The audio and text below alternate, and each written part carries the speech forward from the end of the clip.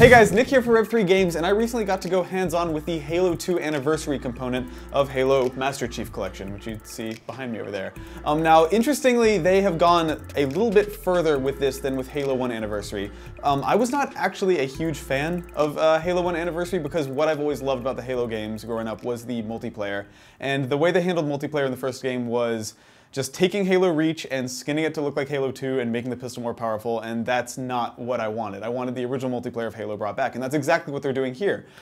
So the way that it works is they are redoing graphically and sonically everything about Halo 2 from a multiplayer perspective. So they've remade a lot of the maps, and that's kind of the brunt of what I got hands-on with. Now, in the multiplayer, they remade Sanctuary, which is now called Shrine. They remade Ascension, which I think they might still just be calling Ascension. I think Zenith, actually, is the name for that. They're remaking Lockout as Lockdown. That's easy to remember. And then lastly, the one that we got to see, which I think was new, or at least was shown off for the first time at PAX, was the Zanzibar Remake. Now, that was the first map we tried, and we weren't allowed to capture footage from it. I think because it was actually a little janky frame rate-wise from what I saw. All the other maps felt super solid and felt like they were running at 60, but whatever, game's not out yet, take that with a grain of salt. But interestingly, right off the bat, the first thing I noticed was I climbed onto a Mongoose, which you might remember from Halo 2 is a sort of four-wheeled weaponless vehicles, and pulled the right trigger to drift, like with the brake, and started firing machine guns. So clearly they're unafraid of tweaking things here and there from the original Halo 2 formula. I'm a bit of a purist about Halo 2. I loved that game a lot. But when you look at the things that they're changing, things don't seem drastically different. So they've added machine guns to Mongooses, but nothing preposterously powerful. Everything else about the game, though, from a balance perspective, feels mostly as you remember it. The other big change, though, that stood out to me is when you die and you respawn, you can choose between one of three loadouts in the build I played. So there's a standard one with the SMG, and then there was another one that gave you the plasma rifle, and then a third one that had you spawn with a pistol, which feels like almost like they're incorporating elements of Halo Reach and Halo 4's loadout-driven gameplay into this, but it doesn't really affect the balance the way that, say, armor abilities do, or any of the different weapon loadouts that you could select in Halo 4 do. It still feels, at its core, like Halo 2 as you remember it, which is really, really exciting to me.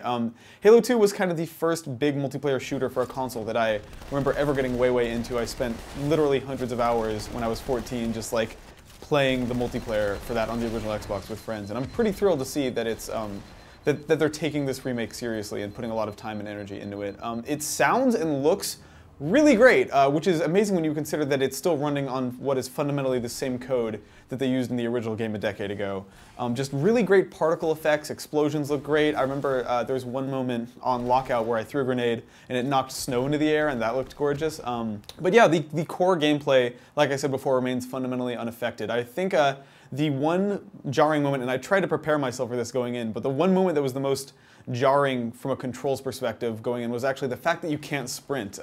It's something I think we take for granted in modern shooters, the ability to just click the left stick in and sprint, but that is not present here, and I think that's actually the right call. I think the game hews a little closer to Halo's Remember It. There are also some tweaks in some of the remakes of the maps. I think the biggest and best example is in Ascension. There are now 3 that I found terminals that you can press X on that sort of put a big bubble shield over that central pyramid in the middle of the stage that kind of changes things a lot. It makes sniping a little less rewarding and rewards camping a little bit less on a stage like that.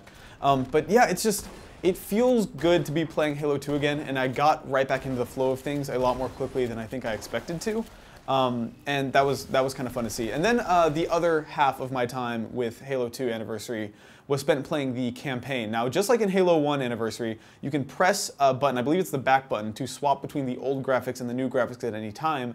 But the big twist on it here is that that also changes the sound effects now. So by pressing that button, it swaps between the original sounds for the guns and the weapons and the grunts and all that, and the new ones. Right off the bat, I was really curious to see what the character models would look like. If you remember the beginning of Halo 2, that Cairo Station level, which is what I played, you're kind of running around this human space station and sort of seeing a lot of character models, and if I remember correctly, in Halo 2 they did not look so hot. So I immediately ran up to them in the old Halo 2 style, and they were just these awful, like barely polygonal, flap-jawed monsters. And now when you press the back button, they are these like fully modeled, just incredible looking characters. It's much like what you saw in Halo 1 Anniversary actually, but taken a little further because this is an Xbox One game and that was a 360 game.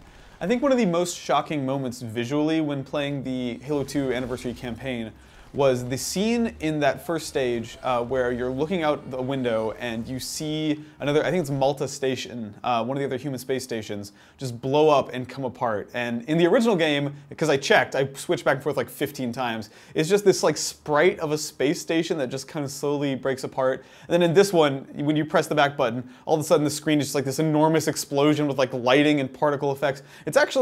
It's more than just a remake. That is a fundamental stylistic difference to a very subtle scene in Halo 2.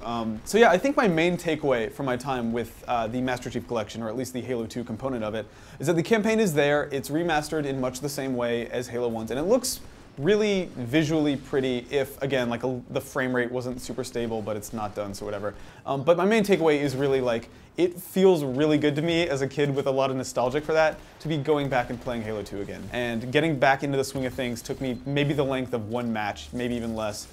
Just all the little things about Halo 2 that I forgot about, like the fact you can hold 4 of each grenade type and just spam grenades all day. The fact that the dual SMGs will just absolutely annihilate someone whose shields are down.